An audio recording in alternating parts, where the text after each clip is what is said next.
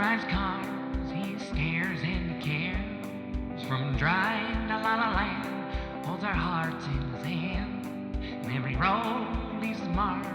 Ryan Gosling lights up the dark. Hello and welcome to Good Boys Gone Bland, Season 10, Episode 7, Place Beyond the Pines. I'm your co-host, Denali. I'm your co-host, Ryan. And it's me, your co-host, Jace. Or part 3 of the co-host. Right, so we're each going to get 45 minutes to do our podcast. Yep. Does that mean I'm the best part? And then every part after that is yes. slightly... I should have claimed part 1. Well, welcome to our show, folks. We're 7 episodes in. Subscribe to our podcast. Oh, that came out of fucking nowhere. I thought if it was by surprise, they would. Have you guys tried to use the Dune voice in real life, just in your every day-to-day? Bring the tab. This meal's free. I'm going to wait until Yeah. market saturation hits a little bit more of a high and more people have seen it. Okay. You know, because I made a couple Dune references around the office. Yeah. Last couple weeks to no fanfare. Well, you should tell them, watch Dune Part 2. And then they'll... I could get around the problem right there. And then they'll get your funny reference. Shit your pants. Well, anyways, folks, this is not a Dune podcast. Welcome. As I was saying... Did you see it? Well, sorry. I mean, I've read the books. I mean, I don't know. Yeah, but you haven't seen the second one. No, but I know he uses the voice. That's... Okay, you're trying to hitch on to something cultural, and you're like, well, I read the book. I fucking read the book. I know about the voice. I didn't see the cool movie that's making millions of dollars, but I want to be a part of it. Book nerd. All right, fine. All right, you know what? Maybe by the time this podcast comes out, I've already seen it. And who's going to have egg on their face then? Well, the real fans don't just read the books. The real fans, the real fans movies. Only watch the movies. Yeah. Yeah. I had a long argument with a friend about this, where she was like, I watch the movies before the book as a rule. That way I have the picture in my head. And I was like, I am so disgusted right now. I don't know. I think that's fair for a lot of things. No, it ruins your inner mind's eye. Why? What if it just complements it? What if it wasn't ever based on a book? We're running over our time. We got to get back to Place Beyond the Pines, guys. We're on a fucking hard out today. What if this movie was a book?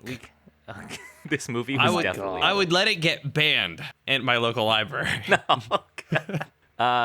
We're 7 episodes in to a Ryan Gosling season, like we mentioned. All right.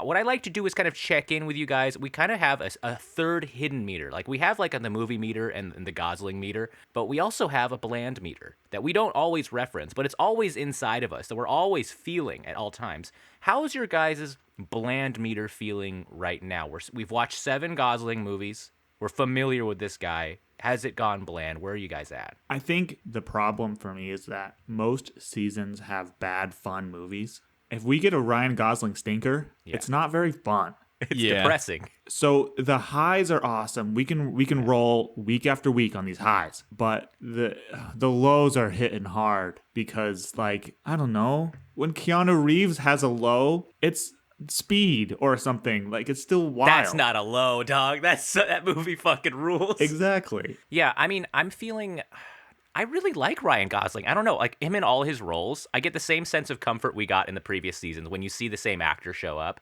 And I'm like, oh, hell yeah, here we go, our boy's here. And also just, I think, like you said, there's so many highs in this. There's so many iconic roles. I think it goes in so many directions. Like with Matthew McConaughey, for example, and even Ben Affleck, there was a point where I'm like, can he stop doing this same flavor over and over again? Ryan has a consistent flavor, but I don't think it's in every movie. He's got a lot of variation. And I mean, this one, we're going to talk about it. Jesus Christ, this was a hard one. Like, for multiple reasons, but also that, like, I agree that you guys bring this up. Like, sometimes it's exciting to see the person we're watching on screen. We might kind of drift off, and then when our person we're supposed to be reviewing pops up, we kind of perk up a little bit. Not so. I feel like Ryan's his penchant for picking artsy movies can lead to a dearth of the Gosman on our screens. Like, he might be absent for an hour at a time. Or multiple hours. 2/3, some might say. Yeah. And but so, no spoilers. I don't know. You don't know which 2/3 he's not in, guys. I think he's fun to watch, like when he's on the screen. I do perk up a little bit, but man, when he's not, it could be too much. It could be too artsy for me. I agree, but I don't think that's necessarily him, right? Like, he's not causing the artsiness. I think It's the projects He picking. signed the It's picking, for sure. contract. But like, I feel like he's kind of like a stunt actor, where when he's on the screen, it's kind of exciting to watch. Like, he's so dynamic, and I think what he's doing, his mannerisms are strange. Like, it's like you're watching like a emu or an ostrich, and you don't really know what it's gonna do in a given moment. Is it gonna stare at somebody? Is it gonna start screeching and throwing things around? You don't really know, and I think that's what Ryan Gosling's like for me. This movie has a lot of bikes in it. It's got motorcycles. It's got bicycles. You guys ever ride those things? Once or twice. I've had a lot of experience around people who do ride them, Yeah. but I have never touched like a dirt bike or a motorcycle. I'm not even confident on a bicycle. I went over the handlebars twice within 100 yards once, and I haven't ridden a bike since. I wouldn't either if that happened to me out of embarrassment. Yeah, it was right in middle of the street in Fall River and in front of my friend's mom. Wow. Almost ran me over. I rode a dirt bike once, and it fell on me. And it fell on my leg, and it was like one of those scenes where like the horse falls on the guy's leg, and he's like, "I can't get up." That was me. My friend had helped me out when I was like 12, but I was part of like a bicycle gang, like as a kid. Like you know when you're like a kid and you have like a crew of like 10 to 12 kids, and you're on bicycles, and you like flip Kind of a cars off, Stranger and Things. ripping around. Yeah. throw rocks. Yeah. Yeah, like that was a thing in Alaska. Like that's kind of how we got around. I think. I had definitely had a bike in high school. I just sucked at riding it. We I got a okay. car. You started talking about bikes, and that's bullshit because there's a fucking hilarious bike scene in this movie, and it's like there's this mythos maybe that people on bikes are faster than people running, and there's a scene in this movie where the actor the secondary actor has to divert their path because they were gonna catch up to the main character on the bike. The fucking track star they hired to play the pharmacist chasing after the kid. Kid's like, "Oh shit! What's the fucking 40-meter dash on this dude? What the hell?" They're like, "Okay, I can't catch." You caught up to him. We don't want that. He's supposed to get away. So take a jab step, cut left around the pole, and then that'll give him time to get away." Yeah, what the fuck? It's pretty funny because like when he gets on the bike and starts pedaling before he like gets any forward momentum, he gets on the bike when it's completely stationary. Yeah. Which is not the fastest way to take off on a bike. And let's be real. So the actor we're talking about is Dane DeHaan, right? Yeah. Great actor. Not I the love most that guy. athletic, speedster running around. So it was pretty funny. Like before the pharmacist came out and turned into an NFL draft combine athlete, I was like, man, that dude is going way too slow. Like, I think it's kind of interesting, right? Because I don't know if you guys ever tried to chase down a bike. It's hard. It doesn't come up often. Just like as a kid. Yeah. Like, bikes are faster than humans. I've been for sure. chased a lot on bikes as a kid by people, dogs, and cars. A lot. Yeah. They can haul butt. It was like they had a second pharmacist behind the counter, and he was crouched in like the race position, and he was like ready to go. And he's like, "I need you fucking ready. If anyone starts trying to steal oxys behind the counter, I need you to burst." And there was not a moment's hesitation. He like vaulted over a fucking shelf. He was like the Terminator. He's like, "I'll get you, kid." Granted, prescriptions are about $1,200 a bottle, so. Would the pharmacy lose out on that if it got stolen? I don't know. I mean, honestly, chasing down thieves for like a chain, like, what are you doing? Yeah, Yeah. you shouldn't. Yeah. You shouldn't. It's like when you hear about the guy who like tackled somebody for stealing like a fucking turkey from Walmart, and he's like a hero in the paper. I'm like, you fucking loser! Would you just defended Walmart just from this person who needs food? Like, what the fuck are you doing? I did have one incident on a bike once when I was a kid. I'll keep this, briefly, but like we were like riding on the road like you do in Alaska. There's no sidewalks, so you're just kind of like riding straight on the road. And there was a pickup truck who came up behind us and started like revving, trying to run us over, like like some asshole. And we all like get out of the way really fast. Truck almost hits us. And we're 7th grade, so we kind of get off our bikes. And, we kind of do this huge, like, spread eagle stance, and all of us just to give him the double, one finger salute. And then we see this truck just slam on its brakes super hard. And then my friend, he looks at us, he's like, "Fucking run!" And we just throw our bikes on the ground, and we just start sprinting through the forest. And these two guys on the pickup truck, they just start sprinting after us. And it's the most scared I've ever been in my life. And the guys were clearly, like, adults. and one of them said, "I'm gonna fucking shoot you." And we were like running, and eventually the guys like they can't catch us, so they grab one of our bikes and throw it in their back of their truck and just peel out. And we're like 6 miles away from home at this point, so we had to walk the whole fucking afternoon back home. And the parent of the person who got their bike stolen, she just chewed us out for like the longest time. She's like, "You fucking idiots." But you didn't do anything wrong. Yeah. She said we instigated it, which is true. We flipped off this unstable, an crazy unhinged person. rural. Very stupid, but not wrong. Mind you, people still act like that around bicyclists. I mean, you're probably aware. People in cities still act like assholes around bicyclists too. But 2 of my buddies, I think, got rolled. Rolling coal is when you drive a diesel truck or a truck with a stack and you blow all the smoke out of people. I think so cool. Some assholes rolled coal on Robbie and Austin, if I'm not mistaken, or were just assholes to him when they were riding on some county road, essentially. God. Jace, do you have any run-ins? No, I don't think so. And I used to bike like the 1.5 miles from my house to Michael's house, like every day. And I think that just went fine. I'd do laps around the 1 mile lap around my cul-de-sac. You'd be like, you know, that little kid energy, you'd be like, hey, you gotta do one more lap. You're like, what are you doing? Yeah. I used to do that in high school all the time, but I don't know, kind of like sheltered, like in the neighborhood is different. Yeah. But you ride now in the city quite a bit, like long distances, right? I try to avoid like major roadways. If I'm doing a bicycle ride through the city, I'll go out of my way to make sure that I have a good bike lane. Okay. Yeah. I don't fuck with. It's a whole different animal too. Like a whole different if you're an adult on like one of those speed commute bikes, it's like you're a different social class completely from a kid on like a mongoose with no helmet and rolling. But like you feel so fucking big when you're in a group of kids on a bike. Like as a little kid, when you feel fucking unstoppable. You're like the riders of Rohan when it's like a group of you on bikes and you run into another group with bikes and you all start throwing rocks or yelling at each other.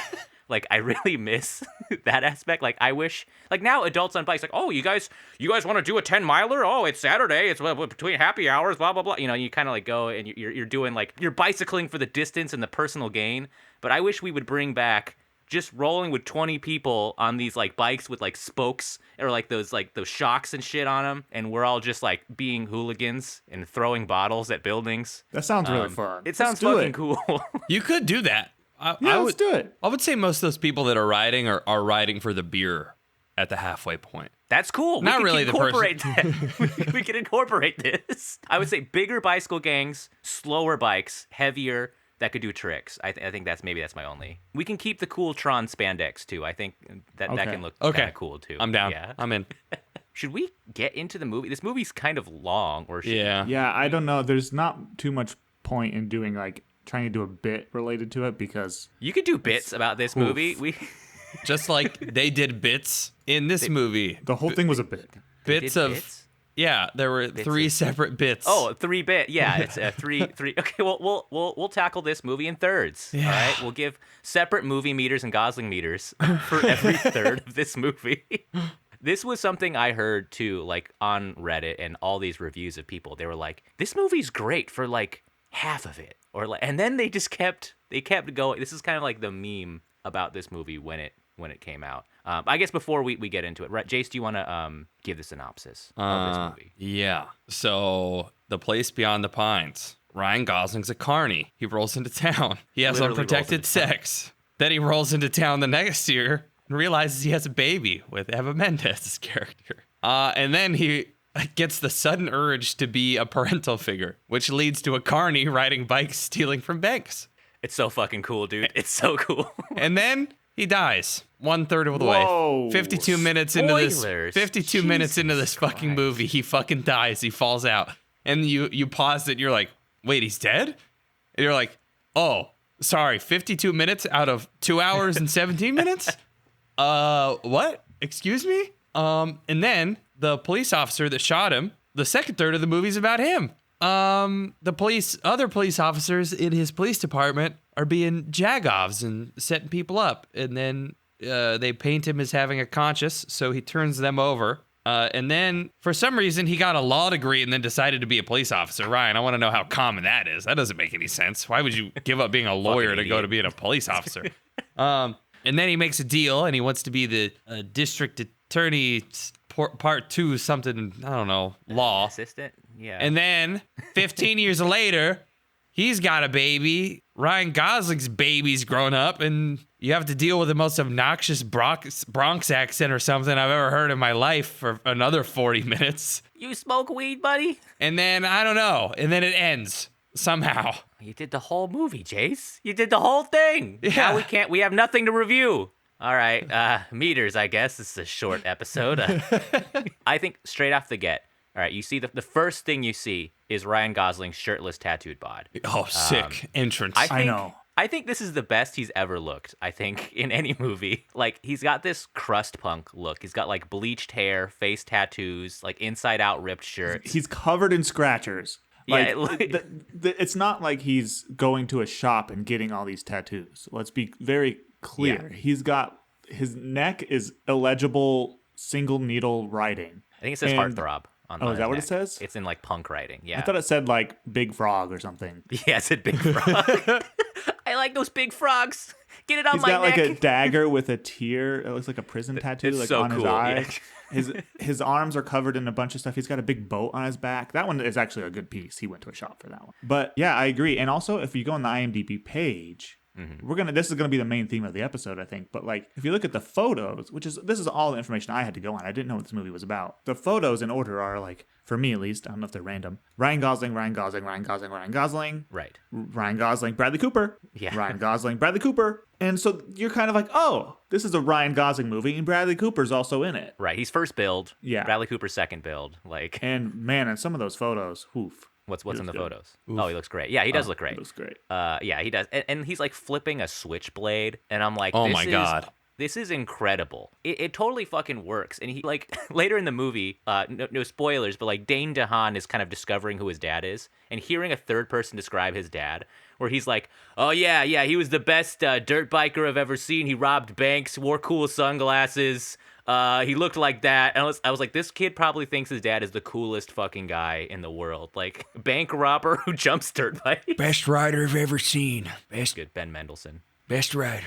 Yeah. I think it's what gets me about this movie is they have the tools. They have an opening scene of the ball of death where the motorcyclers get inside of it and they roar around in circles inside a metal sphere with there's like 3 motorcycles in it. Have you guys ever seen that in person? Yeah, at the Alaska State Fair they would do it. Oh, really? Every year. They would? I would. Yeah. I remember seeing it when I was like 12, and I thought this was like the only place that did this. Like, I was like, holy fuck, like, this isn't. They did like 5 bikes just swirling around in the thing. Yeah, you I've seen guys it in gotta Reno. go to Alaska. They got these things called elephant Yeah. ears, okay? Like, you can't get them anywhere else. It's a thing they do just there. I've seen it in the Circus in Reno. Oh. That was pretty cool. Indoors. Probably bigger ball. Smoke inhalation. It was great. Yeah, that's probably a lot of exhaust, actually. When I was thinking about that in the tent, it looked pretty smoky in We there. a use lead casino. and gas. It was in a casino in the early 2000s, so it was probably actually cleaning up the air. We replaced the cigarette smoke with leaded gas. But like, yeah, so that's the first what we open in on. He's a carny. Yeah. He rides And it's solely rides a dirt bike, so that means he's got some DUIs. And he he's riding around town. He's, hanging out with his old flames. He's robbing banks. He's living in a trailer in the woods, like covered in tattoos, smoking cigarettes every second of the day. Yeah. Like we've It's got cool. the tools here to make like blood pumping action bank heist movie. Yeah. I thought it But was what going to we be a should heist instead movie. do is as soon as the audience is really getting into that, we should just cut it right off at the neck and do the whole rest of it be like political subterfuge drama. Well, we'll get to the second third. But yeah, I mean, I get what you're saying, Ryan. This is a common criticism. That intro where he gets out of the trailer, puts on the cool jacket. In the and one then shot? One shot goes into the bike thing. I thought that was so fucking cool. Seeing a carnival at night too, I think is one of the coolest settings. Like this shit looked amazing. You find out instantly too the cast is insanely stacked. Like when the intro credits are rolling, where it's like Ben Mendelsohn, Ava Mendez, and Ray Liotta randomly too. Oh, like, I know. Yeah. all these amazing people are just showing up, and you kind of see like as he's walking through the crowd, he's like a celebrity. People are like all the extras are staring at him, which happens anyways in extra gigs. Like they always tell you don't fucking look at the actors, but in this case, like he's a fucking celeb. Like he's a god amongst all these people in this rural town. He meets Ava Mendez at one point, right? Who kind of indirectly tells him about this child. The scene where he finds out about his kid, I think is so good, where you see his expression change instantly. And you see him like think a million things in 1 second, and he's like, "Can I hold it?" And it's almost like he's reverted back to like being like a teen. Like it looks like I'm seeing a teen dad or something. Yeah. I liked that I have seen Ryan Gosling in a bunch of other stuff, and I know that what he typically does is he has this really, really still quietness to him, and you know that he can explode at any moment in violence. Yeah. And so every time he was, maybe like in this movie, trying to be introspective or trying to say like, oh, my character is holding in something right now, I was always kind of like on the edge of my seat. Like, how's he going to react when he finds out this kid's his? How is he going to react when he confronts the mom about lying to him?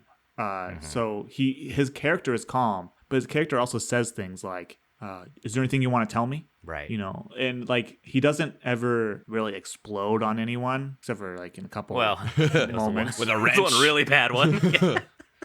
But it's kind of interesting, like watching his character. I was actually informed not necessarily only by this performance, but like my other 6 Ryan Gosling movies we've watched in the last month. Yeah, I agree. And it's like he's taking a shade of his Drive character and kind of fleshing him out. Haven't seen it more here. You've seen Drive, Chase. We've been over this. Oh, wait, sorry. Yeah, I did watch it once.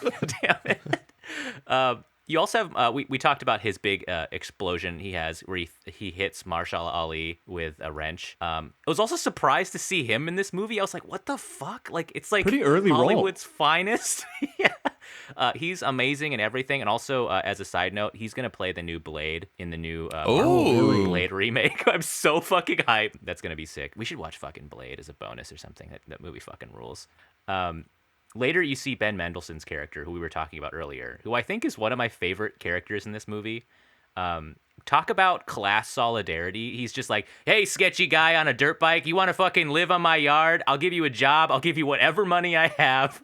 I'll rob banks with you, dog. I'll do anything. Let's just hang out. Like, I think the feeling that I have about this movie is that the writing and the tone throughout the entirety of it kind of gives unease. And his character gave me serial killer.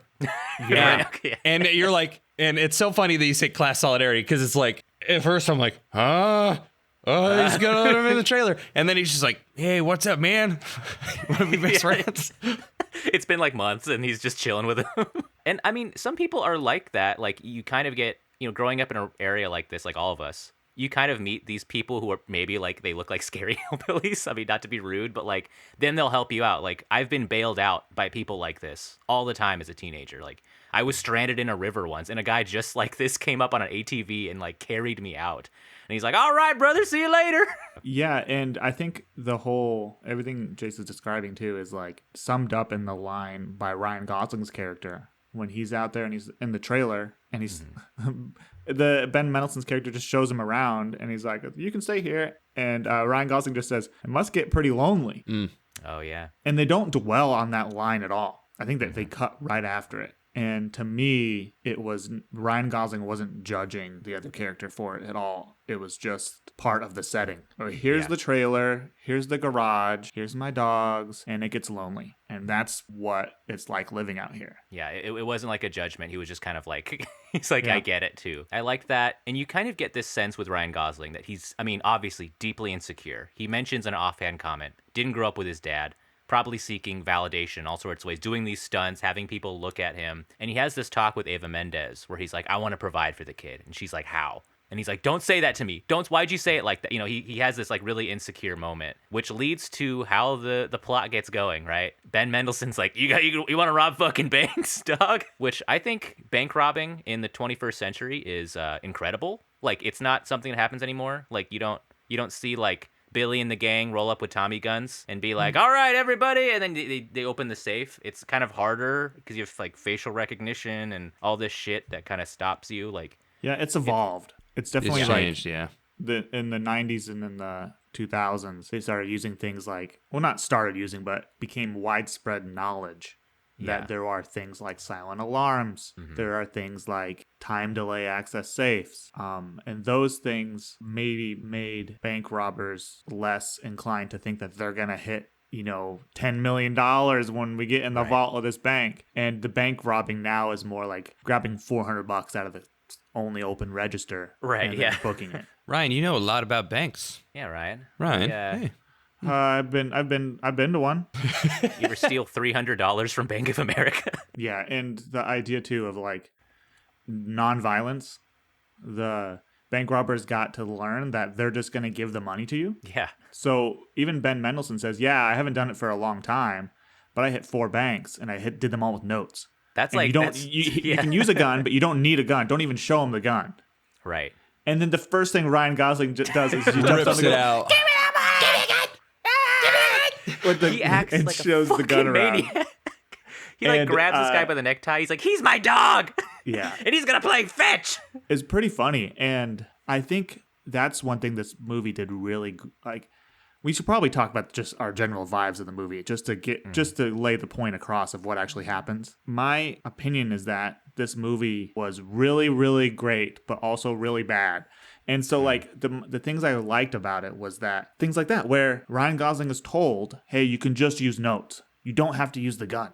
And then his character goes into the bank and doesn't use a note and only uses the gun. Yeah. And it's never commented on by the other character, It's never brought back up. There's never a conversation like, well, why did you do that? It's not unnecessary. Like, this movie is smart enough to know that the audience got what was going on. Things like that really kept me on the edge of my seat during the first act while Ryan Gosling's in it.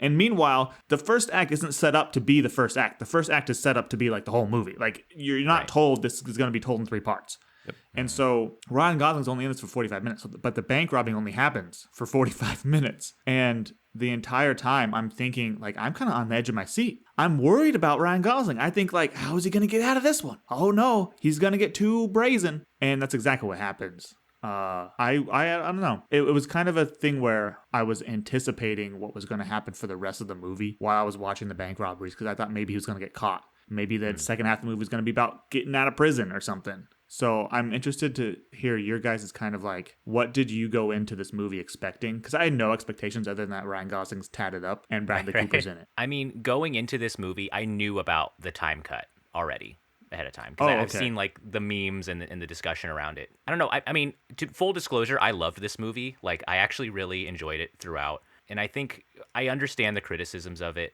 but like the intro sequence I found was the first third was really compelling, really exciting and interesting. But it's kind of like you're taking a movie, like a heist movie, where the main character gets shot at the end. You know, you have those movies where it's like that sometimes. Last showdown. And the movie keeps going. You see the fallout of what happened. It's almost like you're watching sequels or something where it just keeps going. Like, how is his family affected? How are the other characters affected by this action? And for me, at least, like, that was kind of refreshing. Like, it was kind of cool to see almost a genre change of being like, oh, that was so exciting. That was so great, huh? Well, look what fucking happens to all these people afterwards. And yeah, it was a little long, but I like that aspect. I think the first third of the movie is like alone, standalone, phenomenal short film. Like, Yeah. when they cut it from panning and then zooming in on Ryan Gosling, gruesomely bleeding out on the ground, Fuck, yeah. you could end it there and you'd have a great film. I wasn't really into. I got soured right after that, because the first third of this movie has he's hit 2 banks. He wants to hit more. He wants to provide for his child. Ben Mendelsohn, his character, gives if you keep riding like lightning, you're gonna crash like thunder. Good line. Great fucking line. And then we get the unease. Ben Mendelsohn wants to save his friend. He wants to stop him. So he cuts his bike in half. Oh, man. And then Ryan Gosling takes the gun and puts it in his mouth and says, "You owe me a new fucking bike." And it's like the most chilling scene I think I've ever seen. I'm like sitting on the couch like, oh, please don't. And then we lost it. And I really didn't have the emotional capacity myself to switch tonally to caring about this police officer who's like, I can't look at my son because the guy that I killed had a son, and I wasn't really interested in the interdepartmental politics of a crusty police station in Schenectady, New York, and I was just like, especially for someone who's like the villain, right? Like he killed the main character. Yeah. And then now you're supposed to be sympathetic to him. And it's like, it's probably a hard transition of being like, who the fuck cares about this guy? You killed the guy we're reviewing, you son of a bitch.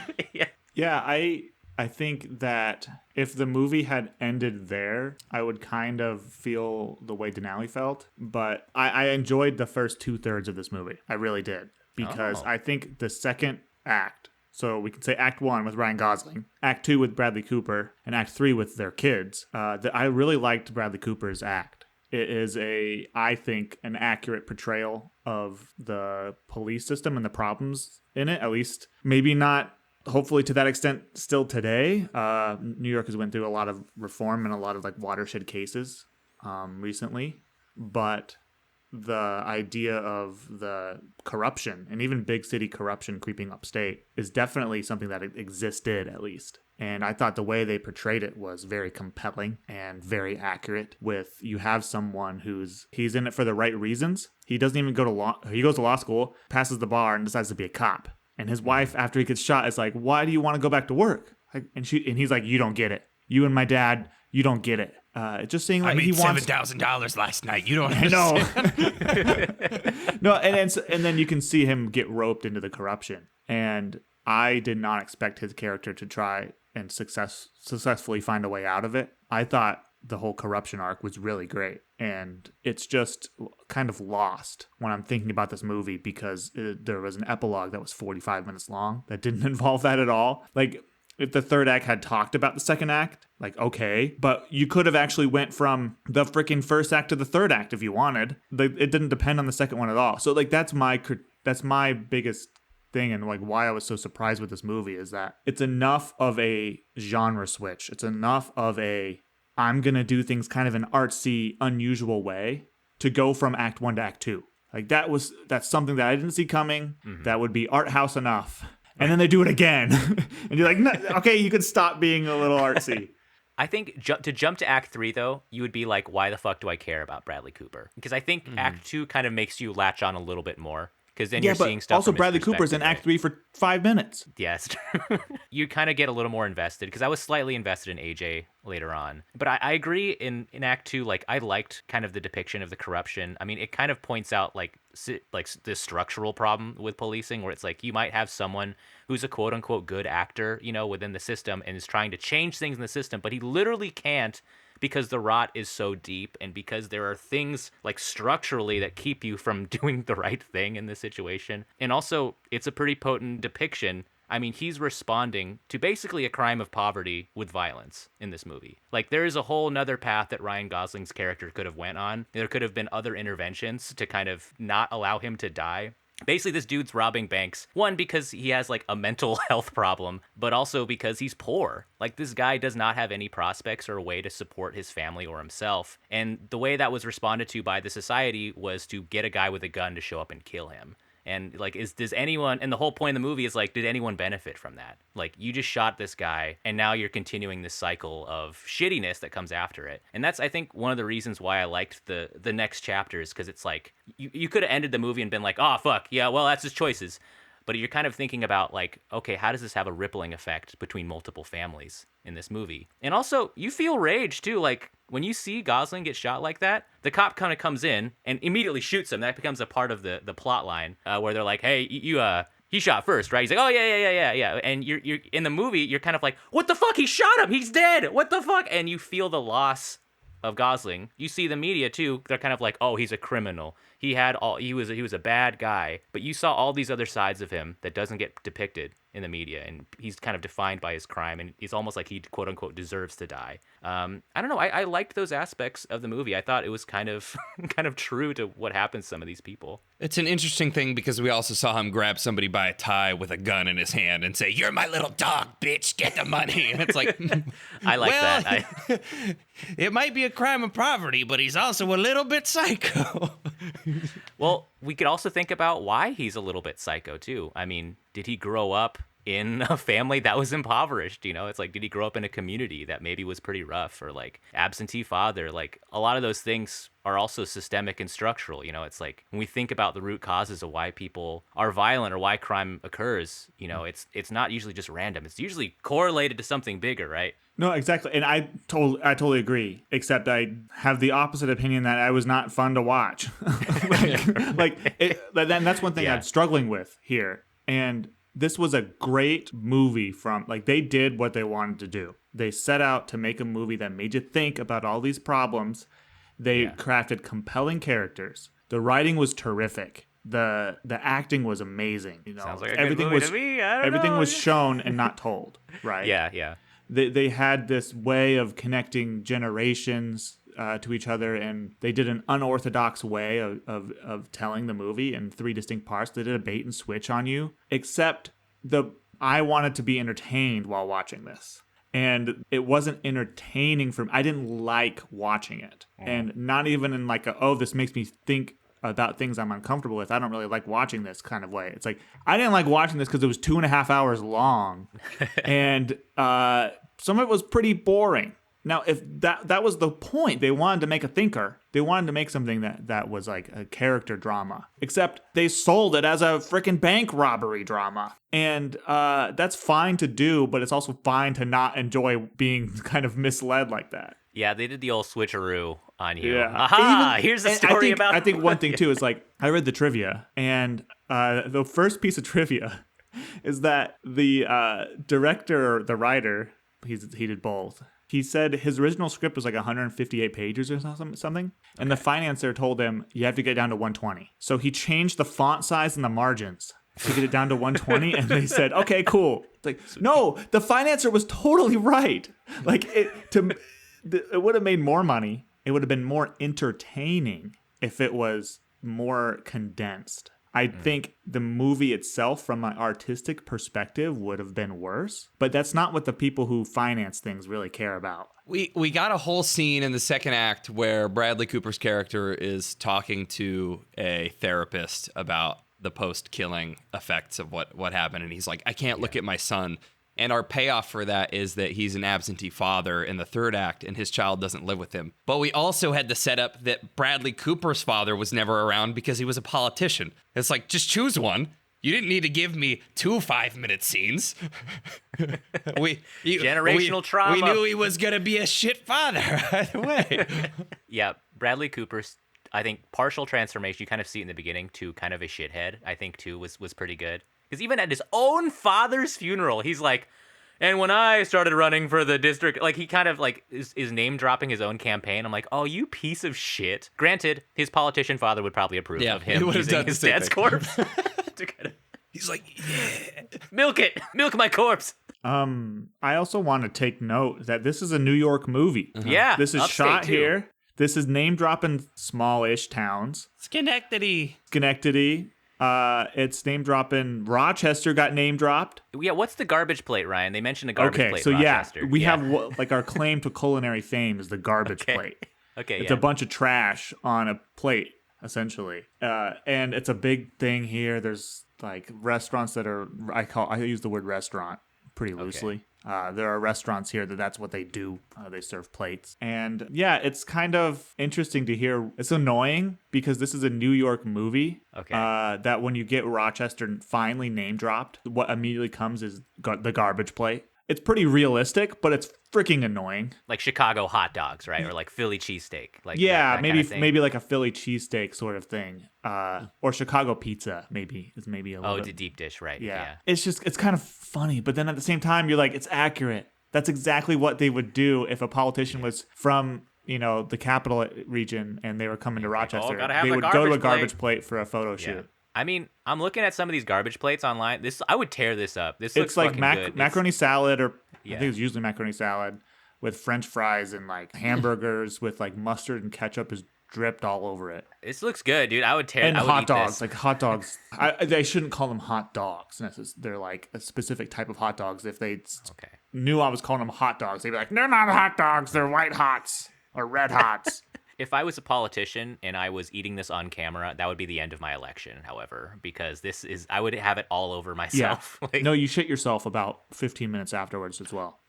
15 minutes? That's so fast. Okay, we get a time skip in this movie after all these events, right? Like, Bradley Cooper points out all of the corruption. He leverages it to become basically the assistant DA. And then you get 15 years. That's a wild time skip. But you kind of see Bradley Cooper's son at this point, right? He's being the absentee father thing. He's separated from his wife, and his son is AJ. He's talking with like a Long Island accent. Like he has this kind of tough guy image. And then you kind of meet immediately when you see Jason, who's supposed to be Ryan Gosling and Eva Mendes' son.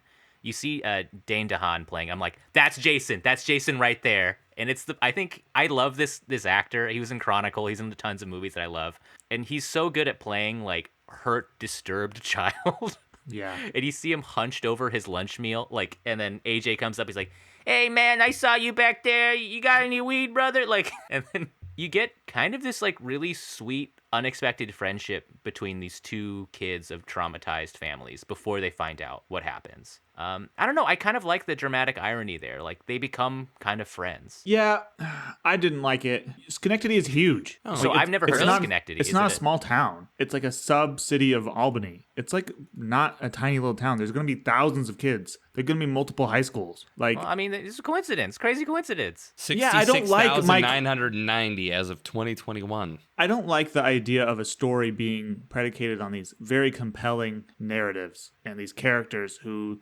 histories are very complicated and everything's set up. And then the entire third part of this movie is just predicated on an insane coincidence. Like, it's kind of wild. I don't know. Poetry, man. It seems like fanfic. There's only one 9 through 12 high school in Schenectady. It reminds me of like Pulp Fiction, where the point of the end of that movie is that it was a coincidence.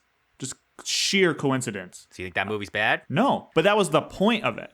I don't think this movie was making a point about those two kids meeting each other. I think they're just like, fuck, we gotta come up with a way for them to meet each other. Oh, what if they sit at the same table? Well, AJ was looking for drugs, and this kid looked like a fucked up weird kid. So you go up to this kid. I think maybe it was more like, we need to find a way for them to meet. Okay, well, Jason's gonna be like a druggy kid. Oh, we gotta find like a explanation to make his kid all like, Bradley Cooper's kid also a druggie. And that's what I think I didn't really buy. I didn't buy. I get that, the yeah. kid was putting on an accent. He's Honestly, from Troy. Troy's like do that, 30 though. minutes away from Schenectady. Yeah. It's on the Vermont border. Yeah. And even Jason was like, what the fuck is that accent? Yeah, dude? exactly. And so I don't talking- understand that character at all. I was waiting for a scene of like, those two meet, and then you see like Robin's kid. He's like, I'm the son of the garage guy. Oh, hey, I'm the son of the bank teller. Yes, exactly. Because Ryan Gosling's kid does go back to the old place where Ryan Gosling used to live and hang out with the bank robber behind the pines, kind of literally. And what are we, some sort of place behind the pines? Yeah. And The Ben AJ says Mendelsohn that. walks out and looks the exact same age as he did supposedly 15 years ago. They needed to age him. That shook me to my core. I was like, you aged Eva Mendes and Bradley Cooper. And this dude, you're just like, well, he was like 40 in the original one, and now he's 55. Looks the same. It's all the motor grease. It was the that drips healthy down. lifestyle he was living. He looked older, I feel like, in the pre-time skip than he did post-time skip. He was looked covered better. in grease. I think it's all of the carcinogenic chemicals just like gives his whole body a regenerative. It preserved him. He's like pickled in the toxins. Also, those sunglasses, I don't think that trailer. Those went around in the and 90s. those sunglasses not surviving 15 years. Okay, you've seen a house that's not been lived in like like there are multiple pictures online of Detroit and Chicago because historically a lot of people moved away from the city and the houses. When a house is not lived in, it deteriorates extremely quickly. that trailer wasn't being taken care of, it probably would have rotted. I had a trailer on my property in Alaska. They go fucking bad so fast.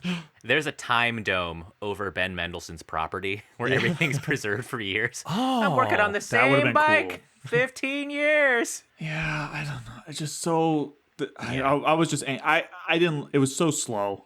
I didn't like the third part. So that's fine. I was like, I was playing with my dog. I was getting up off the couch. Oh, like, man. Every few minutes, I would push the thing to see how much time was left on the movie, expecting it to be only a few minutes left. And every single time, it said 53 minutes. Every time I touched the remote. It's been another hour. What's happening? It probably helped. I watched Killers of the Flower Moon right before this, which was like 4 fucking hours. So I was like, oh thank God, 2.5. This was an episode of Friends. Easy peasy. Yeah. Okay. So how does this end? Basically, Jason finds out AJ's dad Killed his he's father. The one killed his dad.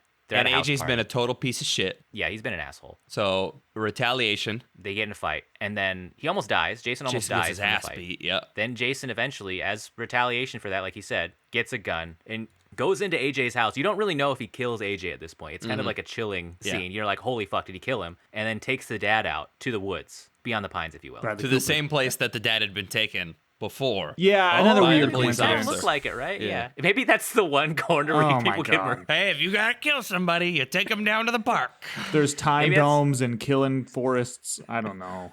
Maybe that's why Bradley Cooper freaked out. He's like, he's taking a left. Oh, he's going to kill lane. no, Oh, oh, shit, no. I'll get the fuck out of here. Oh, I just took the kill lane. He freaked out. Dane DeHaan, or Jason's character, he doesn't kill Bradley Cooper. Once Bradley Cooper says, I'm sorry, he kind of like all of a sudden sees him as a person and then takes his wallet. He finds the picture of his family in it. It's Turns out weird. I don't know. It's Bradley so- Cooper. I think it thought it was doing some like Yeah.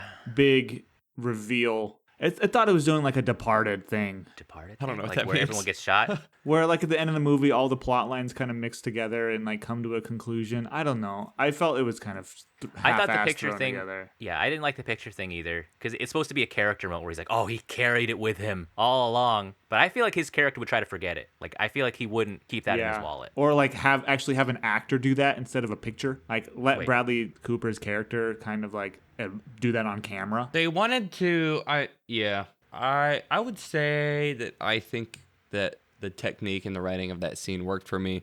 Just because they had already made the decision, we're gonna say that, Jason says, if you try to say anything to me, I'll kill you. So Bradley Cooper's acting with that in that space. But the only way to redeem Jason in this moment is to make him see Bradley Cooper as a person, not as the guy who killed my dad 15 years ago. Yeah. Right. But he's made a boundary, like, don't talk or you're gonna die, and the yada yada. I don't know. Yeah, I think Bradley Cooper too is really fucking good in this movie. Like, Oh, man. scenes like that. where Yeah, no, he's absolutely. Scared or he's thinking, like you see it all in his eyes. Everybody in this movie has piercing blue eyes too, which I think is great. But yeah, he doesn't ride out Jason. When Jason runs away, they're like, oh, a mysterious man broke in. He didn't say, oh, that's the son of. And I think he's kind of giving him a chance. And then he buys a bike, and then he goes and buys $500 for a He should have motorcycle. crashed on that road when he I know. was It's like, have you ever ridden this before? And he just drives off. I thought the implication was going to be that he was going to spin out. That'd be the stupidest ending if he just falls in a ditch and dies. Like die. Sean Just William like Scott. halfway in the down that Always road. Sunny in Philadelphia. Yeah, he hits a speed bump. It's like, whoa. Well, I guess that was kind of pointless. Yeah, I mean, the kid kind of goes off into the country, and you're kind of expecting him to find his own life. And closes with a Bon Iver song. Guy gets Attorney General. Good for Bradley Cooper. Okay. And that's the end of the movie. Yeah, move on. After credits, did you guys see the after credits scene? Nope. Well, they come up and they're like, hey, did I ever tell you about the Pines Initiative? We're forming a team.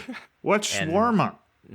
And we're forming a bank robber team. It's going to have that kid on the bike and the kid who's an asshole. And Robin's kid. It's going to be all kids. Next movie's going to be all kids. Anyways, Jace, what do we do at this point? Like we Gosling meter. You want to tell the audience? Yeah, oh fuck, I forgot we have to do the Gosling meter We're first. pretty low energy. We're pretty low energy at this point. We record this Do in we the need to do some morning. jumping jacks? Do we need to get the blood pumping? This movie's long. Yeah, it is. I mean, if I start thinking about the first third again, I'll be jazzed up a bit.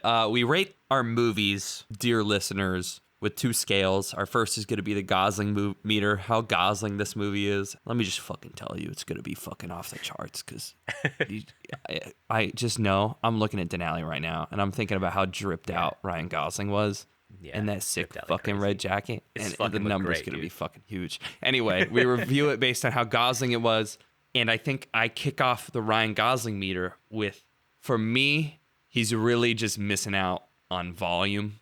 The movie's a tale in 3 parts. He was killed as a part of that story. Spoilers. To be, an effective piece. But he was hot. He was shamokin. He was crazy. He took in the... I meant it, and a lot of other people have said it too. If you take the first 50 minutes of this movie and you make it a short film just about Ryan Gosling. Great movie. It's hot. I think he burned bright like a star and he burnt out fast because he shined so hard. I think I'm going to give him an 8. 8, that's high, man. It somehow feels low. Man. Yeah, hell yeah. I think I'm going to take a different tone Okay. because I'm going to rate the movie on the Gosling meter, not Ryan Gosling on how Ryan Gosling was, how Ryan Gosling was this movie. Huh? You know, like Ryan Gosling, He's boom, out of the fucking- park. oh, He's he got 10 out of too 10. artsy. He's 10 out of 10 Ryan Gosling. Absolutely. When he's on screen, probably the most the Goz has ever gozed. Yeah. But Goz is only on screen for 40 minutes. This movie was 1,000 minutes long. This movie was probably longer than season 8 of Game of Thrones. And Was that long? he was only in like half of an episode. You know, he was important for the rest, but I mean, he also wasn't his normal cast. He's tatted up, kind of tough dude. He's normally like a silent tough dude. He was a pretty loud tough dude in this, like meaning it's pretty obvious that he was going to hit somebody in the face with a wrench at some point. So I'm going to go with a 3. Oh, Yeah. 3 goose eggs. 3 for quality. That's 100% of 1/3. Yep, exactly. Oh. Good point. Wow. Mostly because of quantity, not because of quality. Boy, oh boy. This is a tough Gosling meter, okay? Because we're kind of in the middle of like, okay, do Ryan Gosling fans, are they going to like this? How much is he in this movie? How much does he affect it? But also, how Gosling is this boy? Because I think, to Jace's point, he is bringing the typical Gosling. He's kind of doing the whole staring at someone when they ask him an obvious question that he should answer right away, and he just stares at them with those piercing blue eyes. I think socially awkward, that's going to get a check mark right there. Unrequited love. This is a common meter point. It doesn't work out. Like he kind of tries to be part of this family, but Eva Mendes is already kind of with Marshall Ali. There is a scene where they like sleep together, but they don't end up together. I'm gonna give it a check there. Unrequited love. It doesn't take place in L.A. That's gonna get a mark off. It takes place in New York, the opposite of L.A. Cool jacket. He puts it on right away, and then also you get the shirtless scene right away. So you get 2 checks immediately. I don't think he sings at all in this movie. You get multiple S-tier screams. Put the money in the fucking bag! Hurry the fuck out! Like, he kind of screams. It's really high-pitched. It's amazing. It's unhinged. I really liked him in this movie. I think we all agree that he delivers a lot of intensity, and, like, the whole third that he's in is really, really compelling. He's first bill. He's on the fucking cover of the movie, and watching him die in this movie, like, I would argue you feel the reverberations throughout the whole thing. You miss Ryan Gosling because of it. So this is gonna be a hard thing for me to strike. I'm gonna give it a 7. I'm marking it a couple notches down because he's not in it for 2/3 of the movie. But I think if a Ryan Gosling fan sees this, they're gonna be like, he was great. I fucking loved his sequence. I'm astounded at how high pitched his voice got in that bank robbery scene. Yeah, and I thought isn't it was that the gonna be most just identifiable the first bank robber ever? He's like, all right, suspects. All right, everyone hit this note, please. Well, also Put the money in the fucking- also the people there be like, are you Ryan Gosling?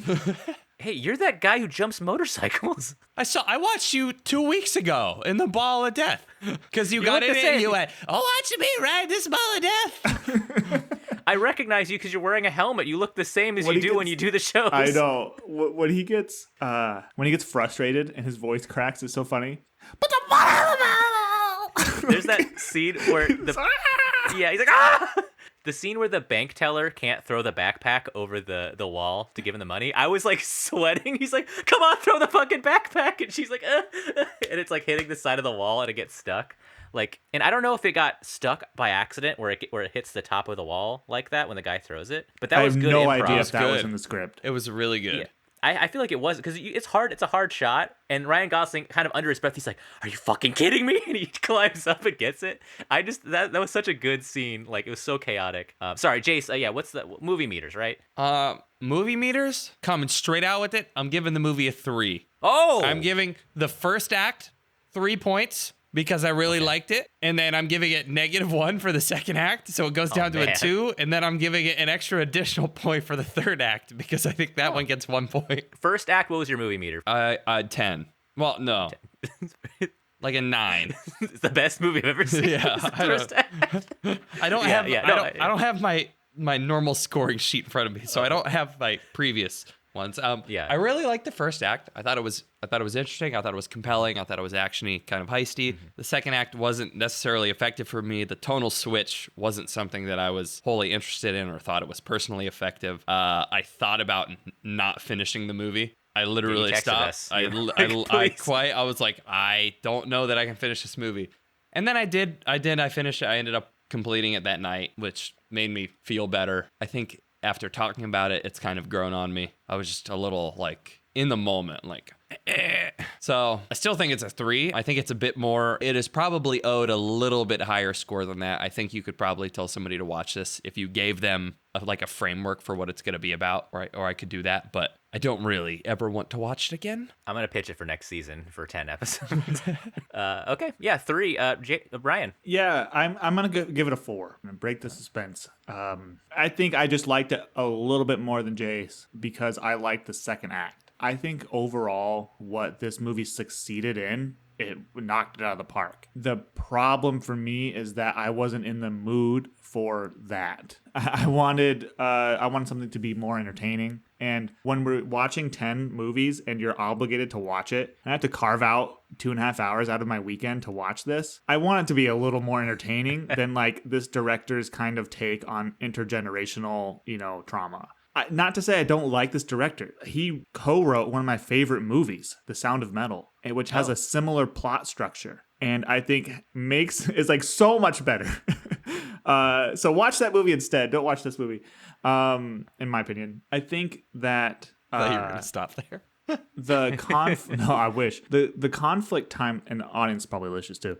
The conflict timeline is not quite the same for normal movies. Normal movies, you have kind of like an intro, is maybe a little exciting, and then it kind of goes down a little bit. You introduce characters. There's something in the middle that changes the direction of the rest of the movie, and then they have to prepare for the final conflict, and then the final conflict peaks in excitement, and then you have a resolution after that. This movie did not follow that at all because the second act never had a conclusion. It had a time skip. So we were supposed to have the conclusion of the third act be the resolution for the whole movie. And it didn't feel like it. It might have felt like the conflict timeline worked for the third part only and standalone, but it didn't serve as a justification for us sitting on our asses for the last hour and a half. I don't know. It's hard to discredit this movie because I think they did what they were trying to do. They were trying to make a thoughtful, slow burn drama about, this type of place. And they succeeded. I was not interested in watching that this weekend. It kind of sucks, but that's just the nature of it. And if they would have made it more exciting and more palatable for the general audience, it would have been a worse movie and more entertaining. It's kind of a conundrum. I think it was a surprise for me that this didn't hit because it's set here. They did a great job of portraying rural New York. It acts absolutely it's kind of a vibe, guys. Like, come out, it's fun. I love movies like Twin Peaks that are the same idea, and even movies that have different parts and destroy your expectations, like Gone Girl. Gone Girl's one of my favorite movies. It does the same thing. I just think that, I don't know, this is kind of an artsy movie in a Hollywood getup, and unfortunately, I just felt a little bit cheated. So I'm gonna give it a 4. Damn, Ryan. Okay. That's lower than I thought you'd give, because I was thinking the New York stuff, the law stuff. I was like, maybe, but it could go either way with this one. Yeah, you guys have already heard me defending this movie, so I'm going to give it a higher score. I mean, when you look at this movie on Wikipedia, it's kind of called an American crime epic, right? Like, when you see a word epic in movies, it's usually going to be like, holy fuck, this is going to cover a lot of shit. And this movie's kind of told like a triptych, it's like those 3-paneled art pieces that you see where it's like each panel is like its own self-contained thing. all of it together kind of creates something. For me, that was effective. I mean, this is a story about trauma, about policing, about poverty. It covers a lot of different topics in here. And I think to kind of tell a story like this, I don't know, I really was never bored. Like, I was compelled by the character work. I also really like to think about generational aspects like this in movies. Like, I'm the kid who watches Star Wars and wonders about the stormtroopers' families, or like the people who like blow up in the Death Star. I'm like, what happened to those like 15 million officers on the thing? Like, what's are their kids gonna grow up to hate Luke Skywalker? Like, what the fuck's gonna happen? You know, and to see a movie that kind of really does that in real time, where it's like the main character's shot, and you're thinking about how his kid's gonna grow up. Most movies would roll credits, and you're like, oh shit, hope that, and maybe in like this third sequel, the kid will show up like, oh, I'm the guy's son. But to do it in one movie like that, to kind of have Bradley Cooper's son grow up like that, for me was a little more refreshing because I've just never seen it before. I think it's really well acted. You can see, we talked about Eva Mendes and Ryan Gosling. I think they had good chemistry together. They kind of, we didn't say this earlier, but this was the movie, like how they met. They married and started dating right after this movie. They have like a family together. So it's like, I'm seeing them in this movie. I'm kind of like, oh, this is kind of like a version of what they're like together. Hopefully not in like all the way, but anyways, I liked this movie all the way through. Sure, it might have had some pacing issues, but they really weren't as bad as some of the other movies that I've seen. I'm gonna give it an 8. Like, I really liked it. But reviews on this, audience reviews, are pretty mixed. Like, it's either you like it or you don't for some of these people, which I totally understand. And there you have it, folks. Our much-awaited Place Beyond the Pines.